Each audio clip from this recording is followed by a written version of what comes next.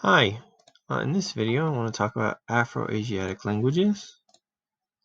The Afro-Asiatic language family specifically, we'll talk a little bit about one of the groups within that umbrella that is sort of the best understood. At least in my opinion. I guess there might be some subjectivity to it, but it's pretty well understood.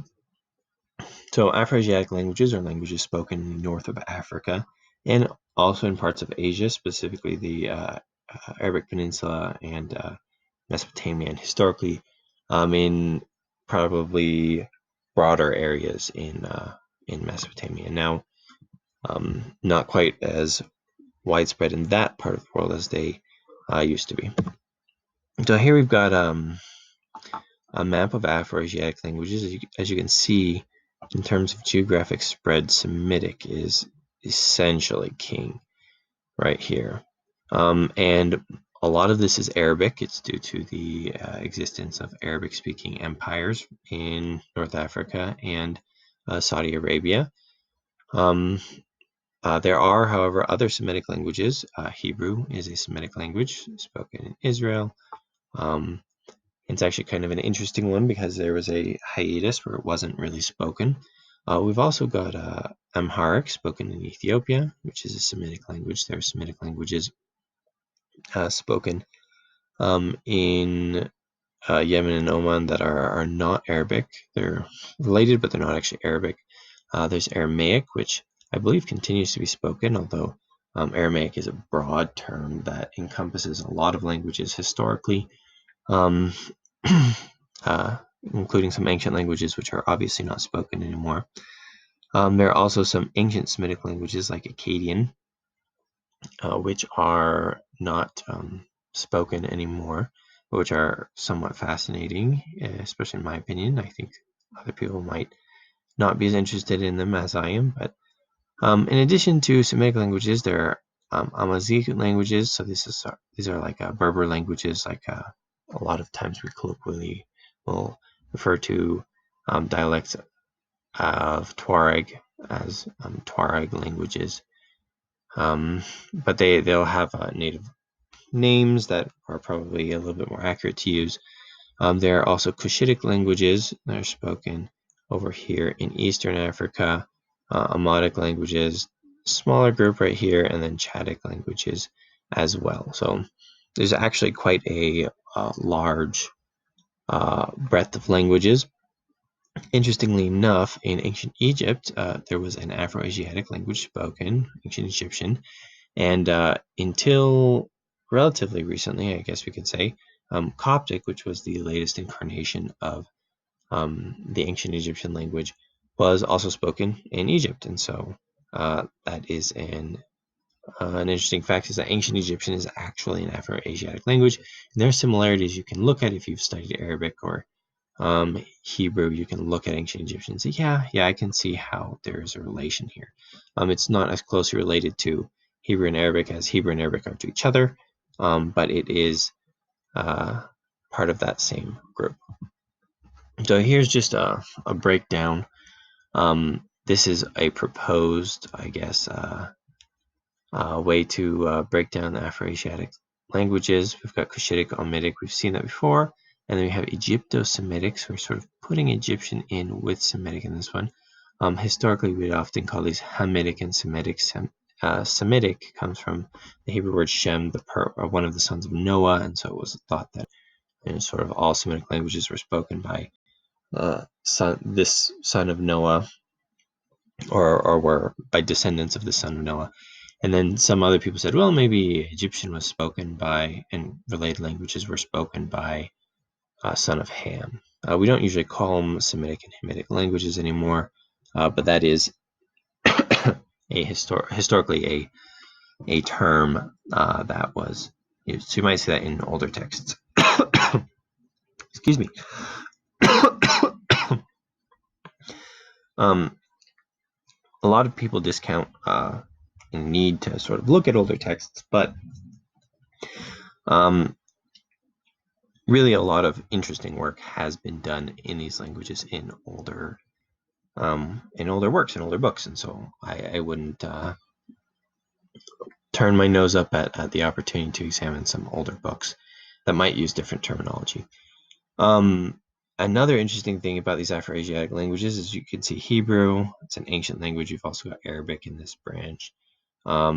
Coptic, very ancient language. There are also some other ancient languages. So Amharic, which is a Semitic language, is a very ancient language. These ones too have quite a history. Berber languages have quite a history. These are theoretically the languages spoken by Carthage, although we don't know all that much about Carthage as we'd like to. The interesting thing here is that records and really systematic linguistic analysis of these languages has been done for quite a long time. There's not as much in terms of records and systematic linguistic analysis in the past as with, say, Indo-European languages. It's very hard to compete with the ancient Indians, the Sanskrit grammarians, and also Latin and Greek grammarians, with just the sheer volume of work and records produced, also with other languages. But there is quite a lot in Afro-Asiatic languages that has been historically preserved, and that's allowed us to make a lot of these comparisons. Sorry. One of the branches that is very well preserved is the Semitic branch that we talked about over here. It's this one right here. I should probably get the pen out. It's this one right here, the Egypto-Semitic or the Semitic branch. Very well preserved, and that has made it so that the proto-language that we often talk about is the Proto-Semitic language rather than the Proto-Afro-Asiatic language. You could reconstruct a Proto-Afro-Asiatic language. I don't think that we're going to have that any of those attempts are necessarily as much worth speaking about. It's because so much of the work has been done in the Semitic branches of language. Akkadian, ancient language, is a Semitic language. Aramaic, Amharic, Hebrew, Arabic, a lot of the languages where we have a lot of our records, not all of them, but a lot of them are in the Semitic branch. And as you can see, some people even say Egyptian is somewhat related to the Semitic branch, although I guess there are different opinions on that. Anyways, I would like to talk about the Proto-Semitic language just because I think the Proto-Afro-Asiatic language would be a little bit more tenuous. But there are a lot of interesting things you can see here in the Proto-Semitic. This is the phonology, so this is the sound inventory of them, of Proto-Semitic. So we've got a lot of things you would expect in terms of our labials. By the way, this is International Phonetic Alphabet, and then these are often used transliterations or whatever you would like to call them for the sounds. But we've got MPB. We've got a th sound, so this theoretically in biblical Hebrew is pronounced. In modern Hebrew, we wouldn't see this. A the sound, also the same in biblical Hebrew, we would have had this theoretically. We've also got this emphatic th, the sound, or an emphatic voiceless fricative, or interdental voiceless fricative, which is interesting. So this is our first emphatic consonant we see here. And there is a little bit of discussion as to what these emphatic consonants are. In modern Arabic, emphatic consonants, for example, are pharyngalized, so they're pronounced with the pharynx, like a ta instead of a t, like a t that's emphatic would be ta. They could also be velarized in some dialects of Arabic. In Amharic, I believe that they're ejective, so t, or like a T-O sound would be to. And in Hebrew, I don't think there's actually any phonological distinction in modern Hebrew. In ancient Hebrew, there probably would have been, at least at some point. In modern Hebrew, I'm pretty sure that there is, or actually I am sure that there's not a distinction.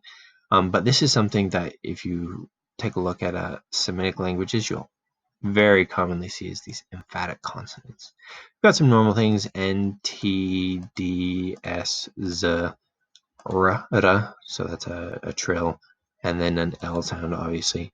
This is interesting, however, though, because we have, and notice it's marked as an S, we have this lateral fricative sound that's known in Native American languages. It's also known in Welsh, it's just sort of really randomly, sporadically thrown about the world in different language families where there's known to be absolutely no there's no relationship between the vocabulary of these languages. There's nothing in Hebrew that's in Welsh or in Arabic that's in Welsh that would give you this that would give you the impression that these are related. However, it is sort of an interesting sound, and in modern Semitic languages, it's sort of progressed into like a version of an S or an SH sound. Sorry, that's a really bad S. But it's got its non-emphatic and its emphatic corollaries here. And so that's interesting. So we've got an S-like sound here, an S-like sound here, an S-like sound here, and an S-like sound here. You've got a lot of S-like sounds. And so what you'll see in a lot of Semitic languages is that you've got, for example, in Hebrew, you've got this, and you've got this, and you've got a samech. Sorry, these are handwritten Hebrew. So shin, sin, and samech. You've got different versions of S in Arabic. You have a similar thing. You've got lots of S-like letters. So you've got this is the historically related to the shin, actually. So it's kind of switched in Arabic, I believe. And this is historically related to the sin, but it makes a sh sound in Arabic. So these are, like I said, kind of switched. And then we've also got an emphatic consonant in Arabic that still has its emphatic pronunciation. This has a sa pronunciation. And so we've got a lot of S-like sounds. We've also got a Y here. This is important in a lot of Semitic languages. W, occurs in modern Arabic and Biblical Hebrew, more emphatics. We've also got a lot of pharyngeal and glottal consonants, so an H sound, but also a glottal stop, a pharyngeal voiceless fricative, which is like a sort of more breathy H, you could think of it as, and a Ghain, which is represented in Hebrew by the letter Ein, or in more block script like that. Sorry, I'm not doing a very good job. And then in Arabic, it's like that is the Ein. And so we've got a lot of consonants that are just so either unusual in worldwide languages or kind of idiosyncratic to these Semitic languages. We also have non-concatenative morphology. This is morphology where a root consists of a bunch of consonants. And then we will, so this is a Hebrew, qatala. In Biblical Hebrew, this would be pronounced like a pa. And what happens basically is you put different vowels in order to make different words, in order to say conjugate the verb. This here is a verbal root, and so kotel would be killing, katal would be he killed, katlu they killed, and so that's how you would do the conjugation. And so the morphology, or the change in form of the words, is going to be non-concatenative, which means it's not just adding things on, as occurs with a lot of languages. For example, in English, you have kill, and then kill-ing, you just add an ing. So you have a lot of non-concatenative morphology. And this is also distinct from a concept, if you know anything in linguistic morphological concepts, we have like a suppletive roots. And this is actually a distinct thing. Maybe I'll go over that a little bit later, but it is a distinct thing because it will also, for example, affect syllable boundaries. So it's really an unusual thing that you see in a lot of Semitic languages and Afro-Asiatic languages just in general. And then we also have abjads, which is not really a feature of the language so much as the writing systems, where we only write the consonants. So we have the verb fa'ala in Arabic. We have just the fa, the ra, and the la written. There's no vowel in here. And then the same verb in Hebrew, written using the Aramaic alphabet, which is what Hebrew is generally written in nowadays. So this is kind of, it's not unique to these languages, but it's kind of distinctive for Afro-Asiatic languages. Interestingly enough, ancient Egyptian was written in its earliest forms in a sort of hybrid between an alphabetic, abjad, and ideographic and pictographic system. It's quite interesting, but a little bit too much to go over just in this slide. And then here, basically the references went over, and a lot of Wikipedia. So if you would like to go check those things out, I would encourage you to.